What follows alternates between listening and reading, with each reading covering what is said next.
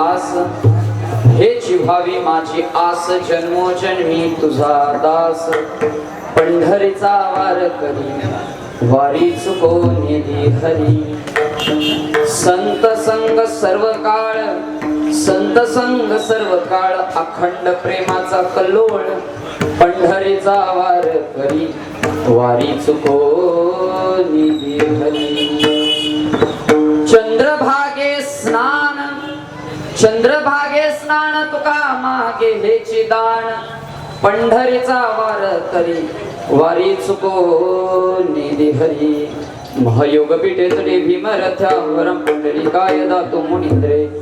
समागत तिष्ठन्तमानन्द स्कन्दं परब्रह्मलिङ्गं भजे पाण्डुरङ्ग. पाण्डुरङ्गा करो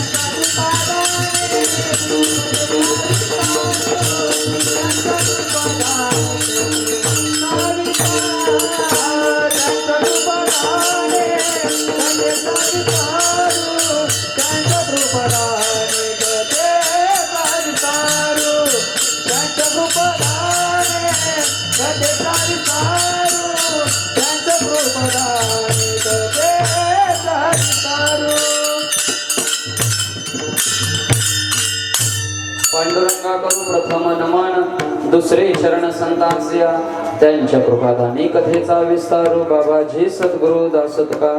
नमो ज्ञानेश्वरा, नमो ज्ञानेश्वरा, निवृत्ती उदारा सोपान देवा. मुक्ताबाई नमो त्रिभुवन पावनी, आदत्रेय जननी देवाचे.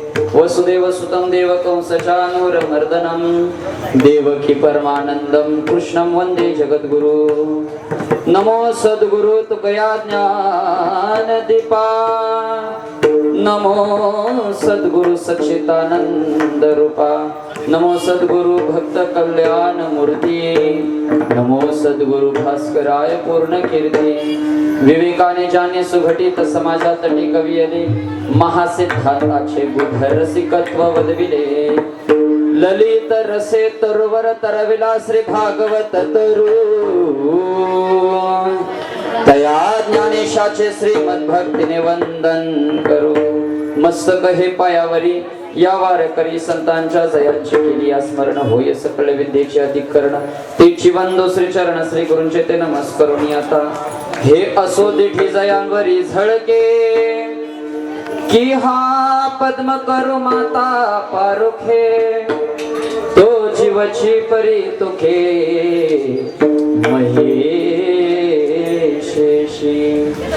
एवढे जी महिमेची करणे, देवा चाळ साधपणे वाणू मी कवने का सूर्याची अंगा उठणे लागतसे ठेवता कल्पतरुवरी फुलोरा कायसे नि पाहुणे ऋषीर सागरा कवने वासी कापुरा सुवासुदेव चंदनाते कायसे निचर्चावे अमृतात केवते रांधावे गगनावरी उगवावे घडे केवे तैसे श्री गुरूंचे महिमान आकळिता हे असे साधन हे जाणून याम्यान मन निवांत केले श्री अष्टकालम महाकालम भैरवाष्टं गणान्वितं चंद्रसहितं शुक्लं मृत्युंजया नमस्ते शरण शरण हनुमंता तुम्हा आलो रामदूता काय भक्तीच्या त्या वाठा मजदा वाव्या सुबटा विठाल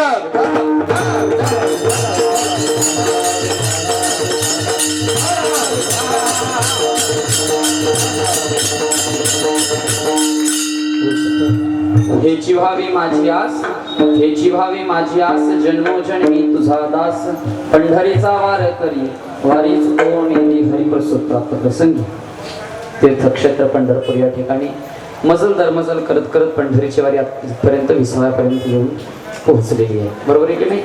उद्या आषाढी एकादशीचा पर्व काळ आषाढी एकादशीचा उद्या दिवस प्रस्तावने जास्त वेळ घालवत नाही कारण की 7:15 ऑलरेडी वाजले बरोबर 9:15 कीर्तन संपवायचंय त्याच्यामुळे प्रस्तावने जास्त वेळ न घालवता वारकरी संप्रदायकाच्या दंतकाप्रमाणे अभंगाचा अंताचा परिहार द्यायचा तो म्हणजे असा प्रसूत प्राप्त प्रसंगी कीर्तन रूपी सेवेकरता घेतलेला अभंग जगद्गुरु जगदवंदनीय श्री संत तुकोबाराय यांचा 4 चरणांचा मागणी प्रकरणातला भगवान परमात्म्याजवळ पांडुरंग परमात्म्याजवळ निर्गुण पदाचं दान मागणारा अभंग आहे. विठ्ठल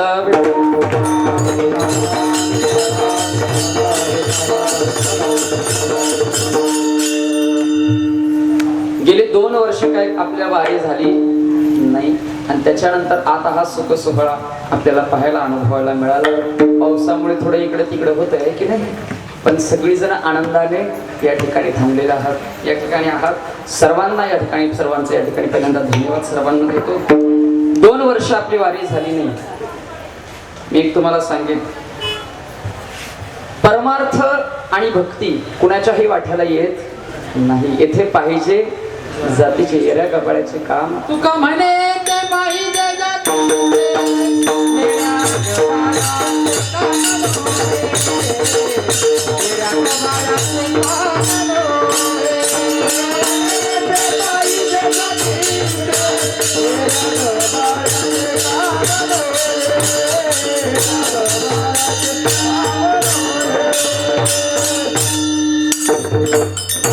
ते पाहिजे जातीचे येऱ्या गबाळ्याचे काम परमार्थ कुणाकडूनही घडत नाही माळ कुणीही घडत नाही. इथं पाहिजे जातीचे म्हणून तुमच्या आमचं परमभाग्य की आज आपण या ठिकाणी आहोत. बरोबर आहे की नाही. कारण कोरोनामध्ये काही चांगल्या गोष्टी घडल्या आणि काही वाईट गोष्टी सुद्धा घडल्या.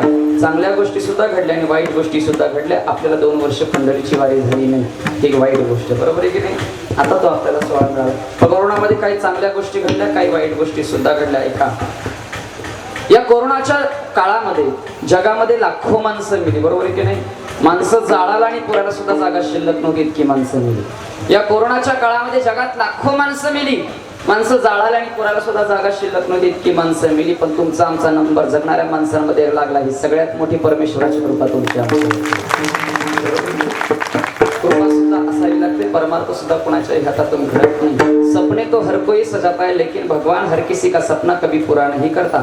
सपने तो हर कोई सजाता है लेकिन भगवान हर किसी का सपना कभी पूरा नहीं करता. उस तरह इस पंढरी में भी हर कोई आना चाहता है लेकिन आता तो वही है जिसे मेरे भगवान बुलाते हैं.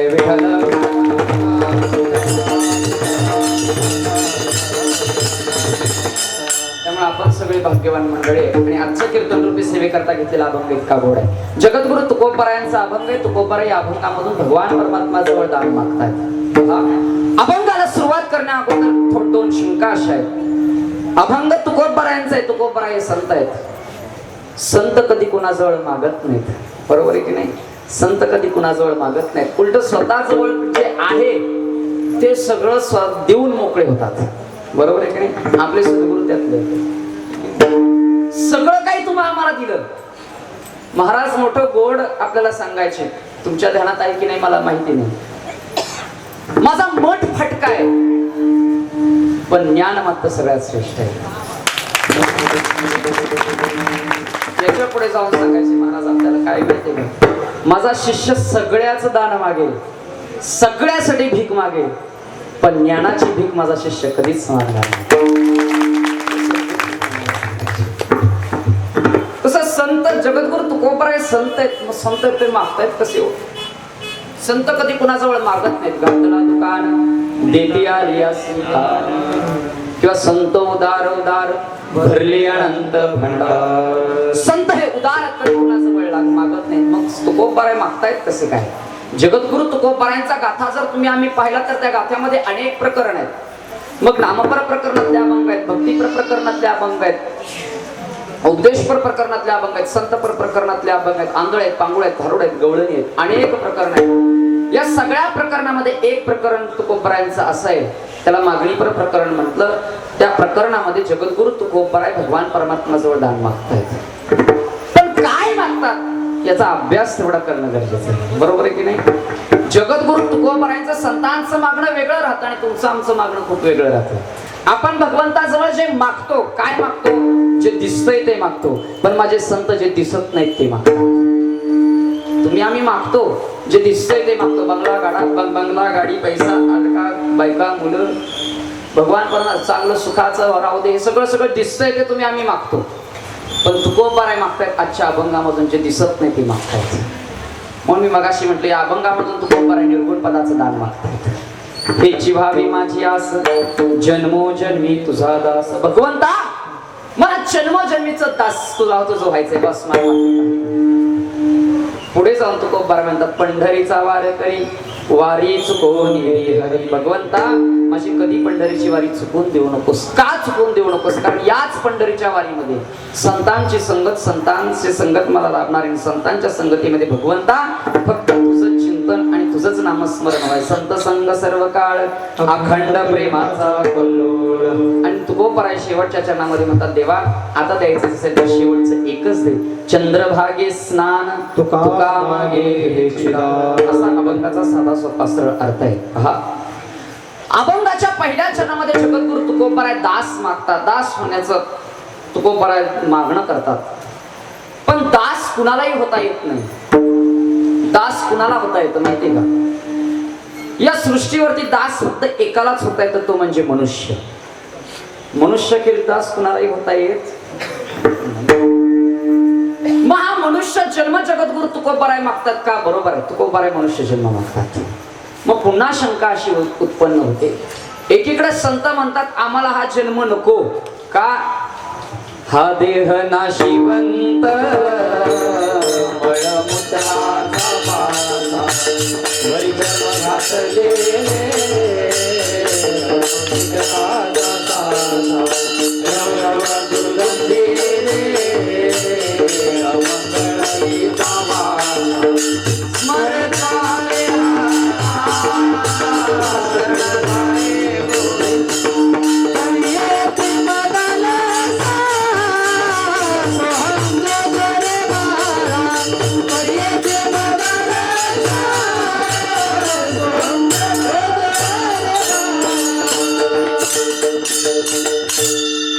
एकीकडे संत म्हणतात हा आम्हाला जन्म नको का? नको कारण हा देह नाशिवंत मळमूत्राचा वरी चर्म घातलेले कर्म कीटकांचा सारा रव रव दुर्गुंदी रे अमंगळतीचा स्मरत हरिहरा शरण जारे गोविंदा परदेसी मगला सा सोहम जो जो रे पारा परदेसी मगला सा सोहम जो जो रे पारा.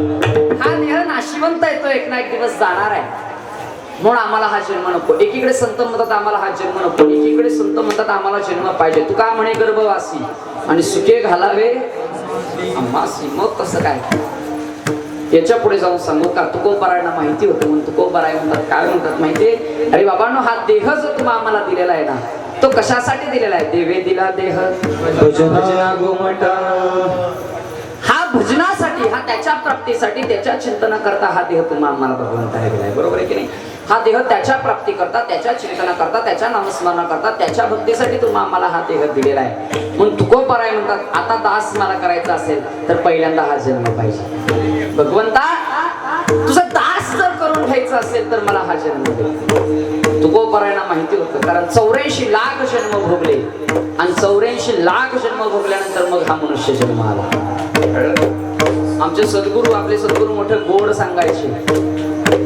आतापर्यंत जन्माचा शोध कोणी सांगितला नाही, पण आमच्या सद्गुरूंनी सांगितला.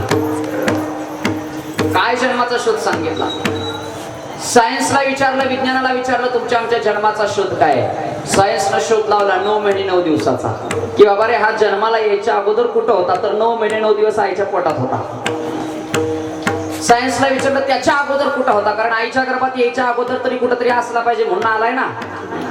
त्याच्या अगोदर कुठं होता? सायन्स म्हणलं आम्हाला माहिती नाही कुठं होता. सायन्स तिथपर्यंतच थांबलं. पण सद्गुरूंनी आमच्या सांगितलं. काय सांगितलं? तुमच्या आमच्या जन्माचा शोध 12.5 महिन्याचा आहे. किती महिन्याचा आहे? 12.5 महिन्याचा. महाराज म्हणतात 9 महिने 9 दिवस आईच्या गर्भात होता. बरोबर आहे, पण आईच्या गर्भात उतरायच्या अगोदर कुठं होता माहितीये का? तर हा पित्याच्या मस्तकामध्ये, बापाच्या मस्तकामध्ये केंद्रबिंदू म्हणून होता.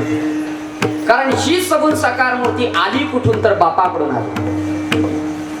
बापाकडून आईच्या उदरामध्ये आली. ही सगुण साकार मूर्ती पहिल्यांदा बापाच्या मस्तकामध्ये केंद्रबिंदू म्हणून राहिली. 9 महिने 9 दिवस आईच्या गर्भात राहायच्या अगोदर 3.5 महिने पित्याच्या मस्तकामध्ये नांदली. आणि 3.5 महिने पित्याच्या मस्तकामध्ये नांदल्यामुळे 96 दिवस पित्याच्या मस्तकामध्ये असल्यामुळे 96 डिग्रीचं तापमान सगळ्यांच्या शरीराला दिलं. 96 पेक्षा तापमान कमी झालं तरी बीपी लो झाला आणि वाढला तरी बीपी हाय झाला. 96चं तापमान काय कळलं का? कारण 96 दिवस पित्याच्या मस्तकामध्ये तुम्ही आम्ही केंद्रबिंदू बनवून काढले आणि 96 दिवसानंतर आईच्या गर्भामध्ये ही सगुण साकार मूर्ती तयार झाली. आणि आईच्या गर्भामध्ये ही सगुण साकार मूर्ती तयार झाल्यानंतर त्या भगवंताजवळ याचना केली, भगवंता एकदा तरी आम्हाला या दुःखातून वेगळं कर, एकदा तरी आम्हाला यातून बाहेर काढ. एक वेळ करी, एक वेळ करी का दुखावे गळे. एक वेळ करी का दुखावे गळे. एक वेळ करी का दुखावे गळे. एक वेळ करी का दुखावे गळे.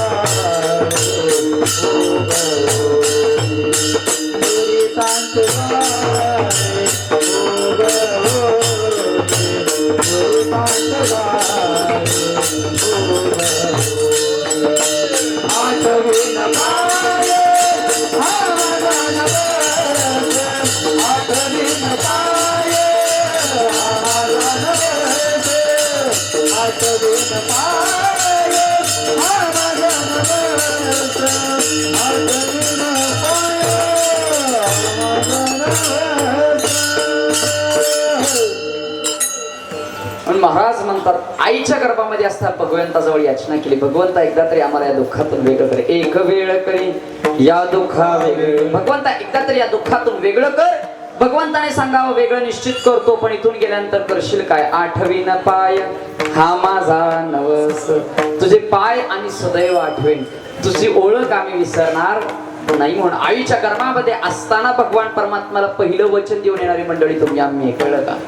आईच्या गर्भात असताना वचन दिलं भगवंताला, भगवंता इथून गेल्यानंतर तुझी ओळख विसरणार नाही. भगवंत इथपर्यंतच नाही थांबला तर त्याच्याही पुढे जाऊन भगवंताने काय केलं ऐका. भगवंताने सांगावं ओळख निश्चित ठेवशील, पण काय ओळखीच्या वस्तू पाहिजेत का नको, ओळख ठेवणार कशी, बरोबर आहे की नाही? ओळख ठेवणार कशी, ओळखीच्या वस्तू काय पाहिजेत का नको. म्हणून आईच्या गर्भात असताना ही सगुण साकार मूर्ती तयार झाल्यानंतर 9 महिने 9 दिवस त्या ठिकाणी नांदल्यानंतर भगवंताने त्याच्या 4 वस्तू काढून तुम्हा आम्हाला दिल्या. आज त्या 4 वस्तू देवाकडे नाहीत पण तुमच्या आमच्याकडे आहेत. मग अशा कोणत्या 4 वस्तू आहेत ज्या देवाच्या घेऊन तुम्ही आम्ही जन्माला आलो, अशा कोणत्या 4 वस्तू ज्या भगवंताच्या तुमच्या आमच्या जवळ आहेत? बारकाई नाही का? आईच्या गर्भामध्ये असताना ही सगुण साकार मूर्ती तयार झाल्यानंतर पहिली वस्तू भगवंताने त्याची काढून तुमच्या आमच्यामध्ये घातली, ती म्हणजे कानातला नाद. आज तो ऐकत नाही पण तुम्ही आम्ही ऐकतोय. त्याच्या डोळ्याचा प्रकाश काढून तुमच्या आमच्या डोळ्यामध्ये दिला, आज तो पाहत नाही पण तुम्ही आम्ही पाहतोय.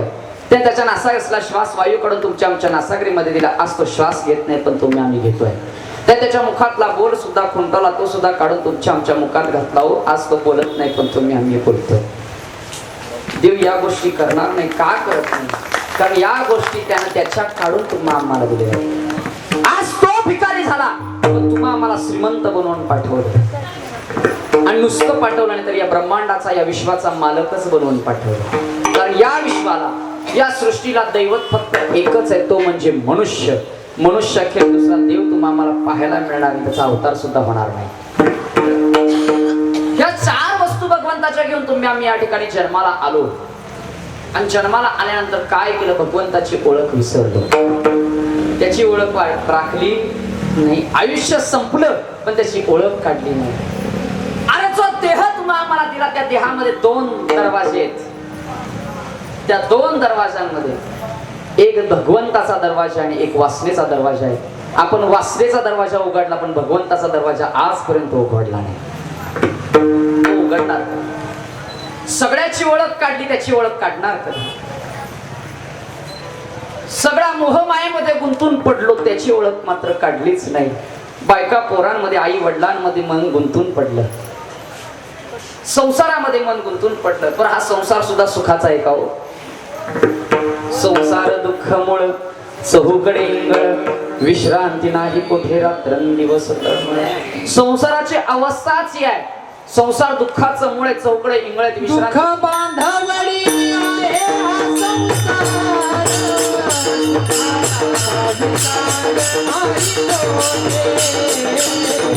सुखाचा विचार नाही कोठे.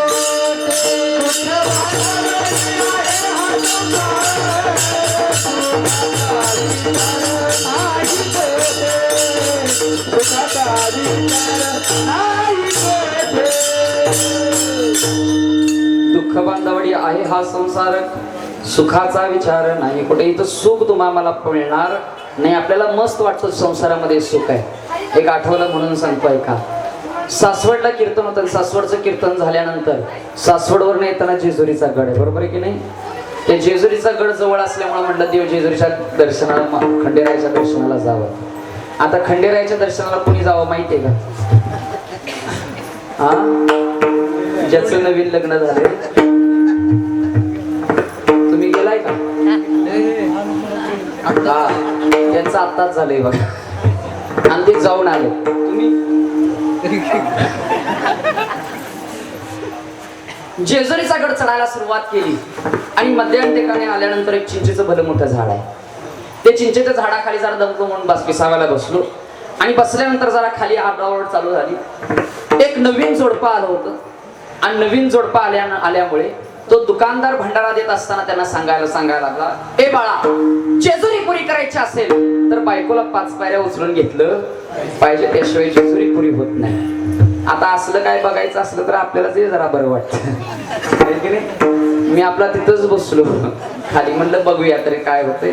आणि त्यानं आपला आला पायरीवरती भंडारा वाहिल्याबरोबर ती बायकोला उचलून घेतलं आणि उचलून घेऊन 5 पायऱ्या वरती चढून आला. पूर्वीचं गाणं आठवलं, म्हणलं गड्या कोण होतास तू, काय झालास तू, ऐकलं. आणि मग पुन्हा भंडाऱ्याची पिशवी मी घेतली, उठणार आणि चालायला निघणार, तेवढ्यात दुसरं जोडपं आलं पुण्याचं 35-55चं. वय नाही बरं, वजन ह्याचं 35 किलो आणि तिचं 55 किलो. आणि दुकानदार आल्यानंतर दुकानदार पुढे आला, म्हणलं अय जेजुरी पुरी करायची असेल तर बायकोला 5 पायऱ्या उचलून घेतलं पाहिजे, त्याशिवाय जेजुरी पुरी होत नाही. त्या गड्यानं पहिल्यांदा बायको बघायला गेला तेव्हा जास्त निहाळली नव्हती, तेवढी त्या वेळेला निहाळली. तिनं हट्ट धरला, म्हणले मी तुमच्या खांद्यावर बसणार. म्हणलं हा भारत पाकिस्तान सामना ड्रॉ करून चालणार नाही, इथंच बसून बघितलं बघायला. मी तिथंच बसलो आणि बसल्यानंतर तिनं हट्ट धरला, म्हणले मी तुमच्या खांद्यावर बसणार. ते आपलं खाली बसलं. आता तिचा हट्ट पुरवायचा म्हटल्यानंतर खाली बसलं आणि खाली बसल्यानंतर दोघा तिघांनी आपली तिला उचलली, बायको नवऱ्याच्या खांद्यावर दिली. खांद्यावर दिल्याबरोबर काय गड्याच्या अंगात शिरलं कुणास ठाऊक नाना, तसला बजा घेऊन गडी उभा राहिला. पहिली पायरी चढली, दुसऱ्या पायरीवर जगदंबा धाड दिशी ती तिथनं निघून गेली. मी आपला त्याच्या जवळ गेलो, तो चापस होता. म्हणलं काय चापसताय? तो म्हणला आतडं कुठं गेले ते चापसतोय. विठाला विठाला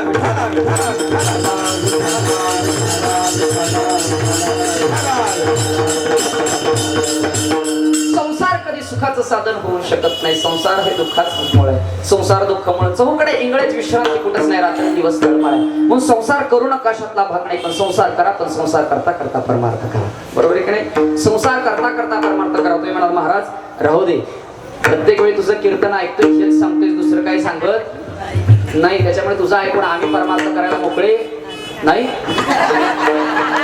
खरंच नाही म्हणता राहतो, आपल्याला परमार्थ करायचा आहे.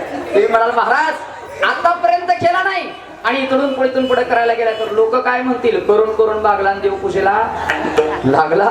लोक तुम्ही चांगली कामं करा तरीही बोलतात आणि वाईट कामं करा तरीही बोलतात. काही करा कसंही वागा, लोक तुम्हाला बोलणारच. त्यामुळे ऐकावे जनाचे पण करावे मनाचे. चांगलं केलं तरी लोक नावं ठेवतात आणि वाईट केलं तरी नावच ठेवतात. त्यामुळे लोकांचं ऐकून परमार्थ करू नका. एखाद्या मुलानं अख्ख्या गावात नाही अशी जर बायको करून आणली ना, लोक त्याच्या पुढे त्याचा गोडावा गातात आणि पुढे गेल्यानंतर मागणं म्हणतात, तो कसा, ती कशी, याला दिली कशी.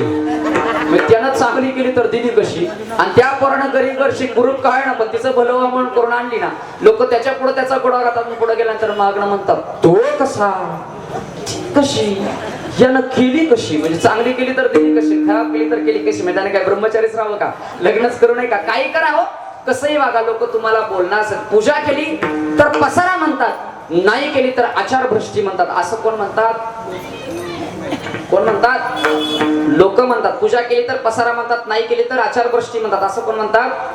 लोक म्हणतात. एखाद्याकडे पैसा आला तर माजला म्हणतात, नाही आला तर करंट कपाळाचं म्हणतात. असं कोण म्हणतात? लोक म्हणतात. एखाद्याच्या घरी सारखंच जा, घर बुडवे म्हणतात, जाऊ नका, गर्विष्ठ म्हणतात. असं कोण म्हणतात? लोक म्हणतात. आता ही लोक कोण आहेत? तुम्ही लोक काही करा, कसंही वागा, लोक तुम्हाला बोलणार. त्यामुळे ऐकावे जनाचे पण करावे मनाचे. लोक करतात म्हणून परमार्थ करू नका. तर तुमचा आमचा अधिकार आहे म्हणून परमार्थ करा. कारण या सृष्टीवरती मायबाप हो, फक्त मनुष्यच भगवंताची समान भगवंताची ओळख काढू शकतो. अन्यथा दुसरा कुठलाही जीव भगवंताची ओळख आणि भगवंताचं चिंतन करू शकत नाही. मग आपल्याला एवढा सोन्यासारखा देह भगवंताने दिला. तुकोबाराय म्हणतात, देवा मला हाच देह मला दे. का?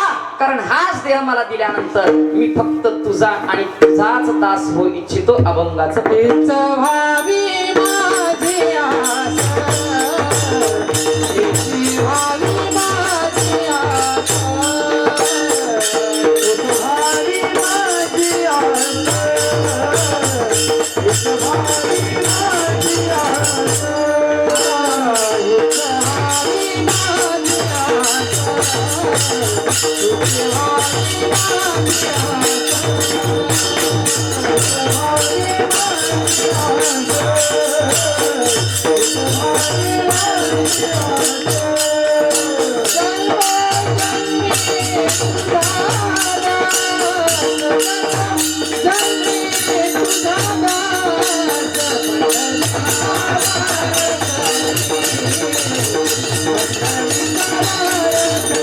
आणि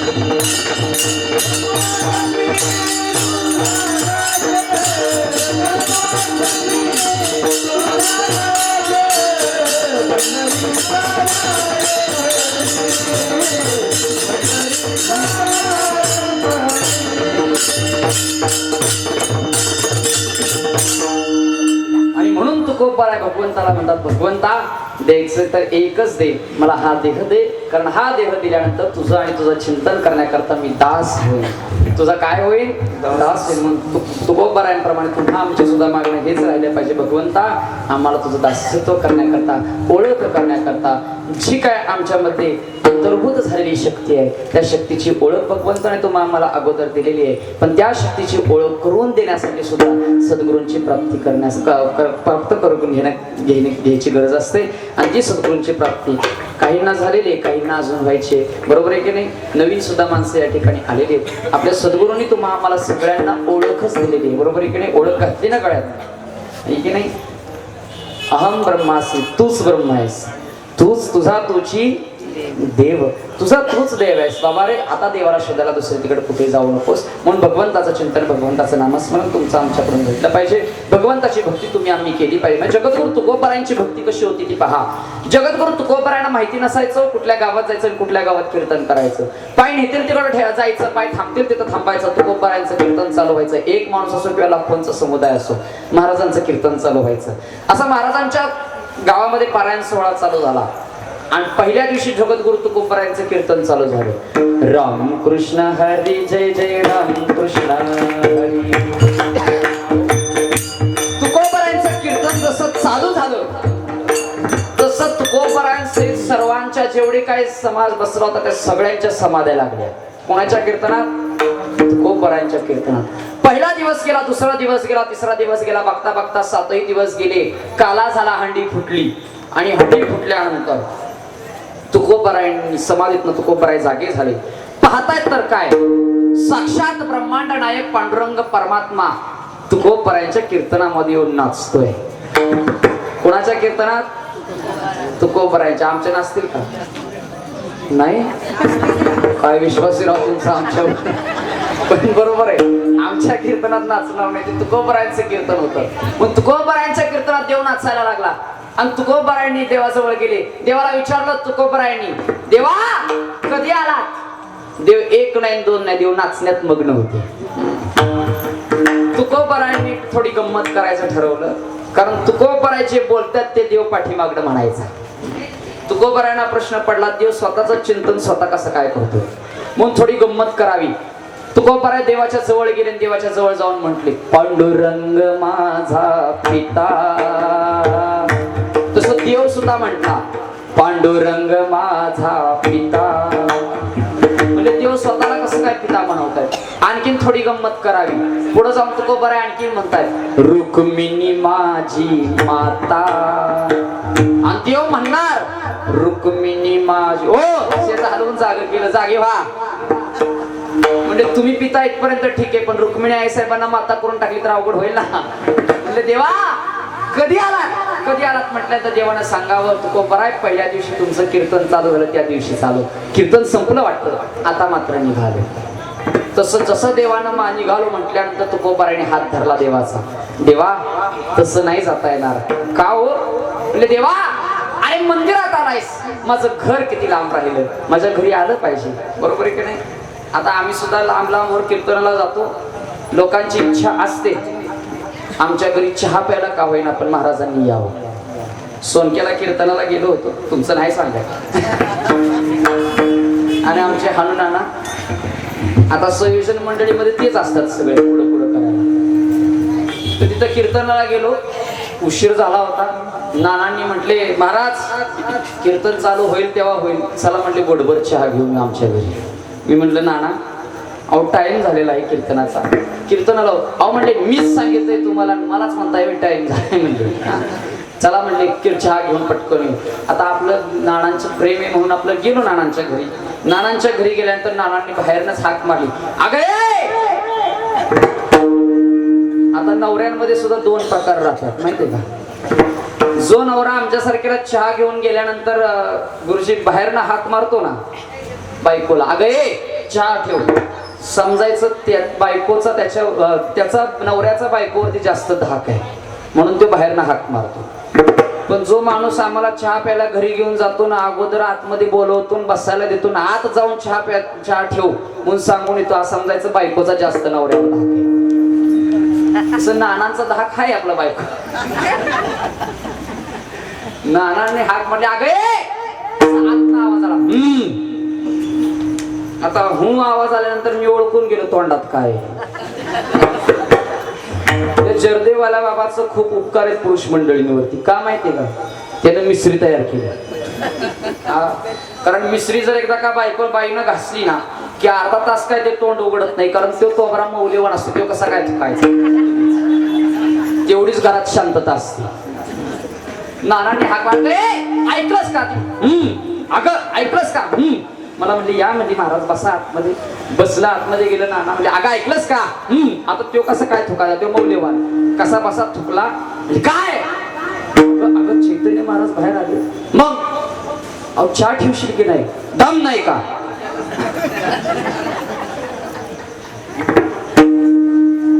आपलं नाना आलं बिचार माझ्या बाजूला येऊन बसलं. गप्पा चालू झाल्या. थोड्या वेळाने चहा आला. चहा आल्यानंतर आता आपलं कप राहतात पैलवान. आका भरला होता, बशीत बी सांडला होता, बाजूनं मिश्रीचं शितोडं लागलं होतं. त्यांनी आपला आल्या माझा हातात चहा दिला. म्हणले महाराज घ्या. मी आपल्या चहाकडे बघितलं. त्यांना म्हणलं ताई अर्धा देता का हो? आता अर्धा देता का म्हटलं तर त्यांचं उत्तर काय आलं माहितीये का? राहिलेला कोण घे. प्रेम असतं महाराजांना सगळं घ्यावं, पण पद्धत बोलायची अशी असते. पण आता मुंबईला राहतात तुम्ही, बरोबर आहे की नाही? मुंबईला जरा सुशिक्षित माणसं असतात. काय सुशिक्षित माणसं असतात. मुंबईला कीर्तनाला गेल्यानंतर चहा प्यायला घरी गेलात ना एखाद्याच्या की आपल्याला पहिल्यांदा आतमध्ये बोलवलं जातं, आतमध्ये बसायला दिलं जातं. आणि बसायला दिल्यानंतर त्यांची जी गृहिणी असते, ती लक्ष्मी असते, ती आपली दरवाजापाशी येऊन उभी राहते स्वयंपाकघराच्या. ती पहिल्यांदा प्रश्न करते महाराजाला, चैतन्य महाराज चहा घेणार का? आपण म्हटलं ना घेणार की आणखीन त्यांचा दुसरा प्रश्न असतो, अर्धा घेणार की पूर्ण घेणार? आपण म्हटलं ना अर्धा घेणार की आणखीन तिसरा प्रश्न असतो, साखर किती घालू? म्हटलं घाला पोतो मला. तसं देवाला तुकोबर आहे म्हणते. तुका देवा मंदिरात आलायस, माझं घर किती लांब राहिलं रे, घरी आला पाहिजे. तुकोबारायांकडे भगवंताने बघितलं मान डोलावली. तुकोबाराय भयानक कीर्तन करायच्या घरी जाऊ नाही, आणि त्यातल्या त्यात तुमच्या घरी अजिबात नको. रामकृष्ण. का? कारण देवाला माहित होतं आवलीचं मोठं थ्यार आहे. जिचा दिवस उजाडतो मला शिव्या देतच देव म्हणला, आणि मावळतो सुद्धा मला शिव्या देतच. आता ती असल्यावर कसं काय घरी येऊ? देवा आला पाहिजे. तुकोबारांचा अट्टास म्हणून देव घरी निघाले. आणि तुकोबारांनी बाहेरनं हाक मारली. ती घराजवळ आल्यानंतर बाहेरनं हाक मारली, आवले. तसं आवलीनं सुद्धा आत्महत्या दिली. कोण आहे?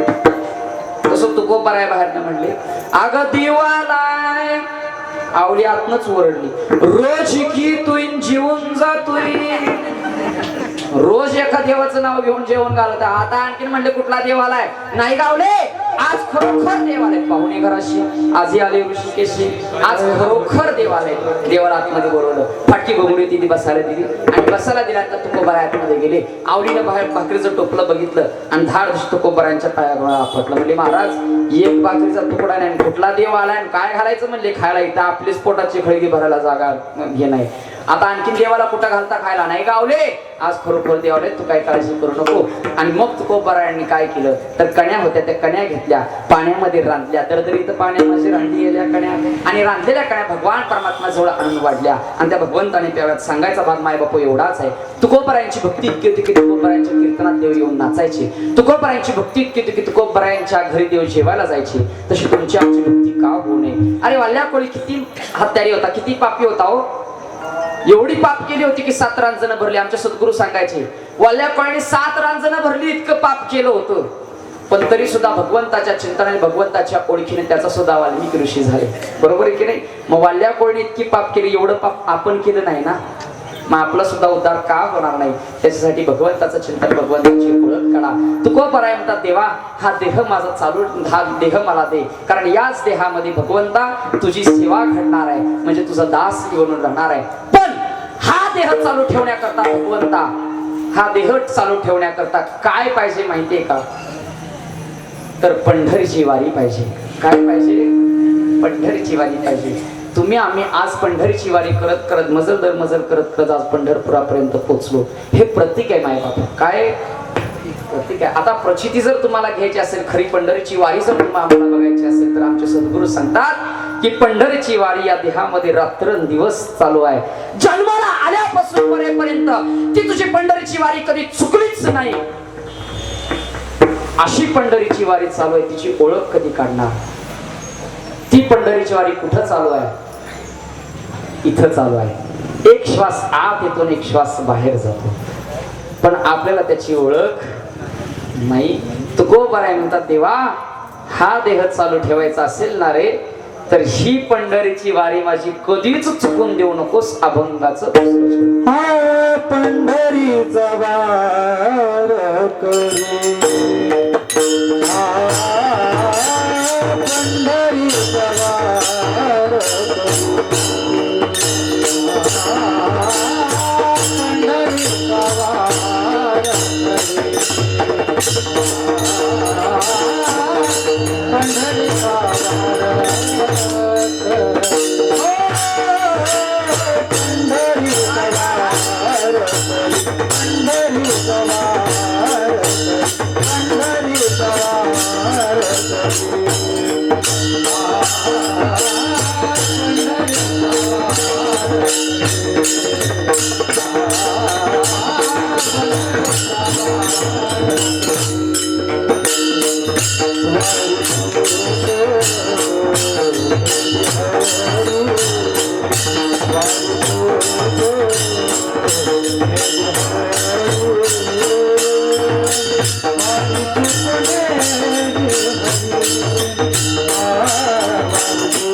Oh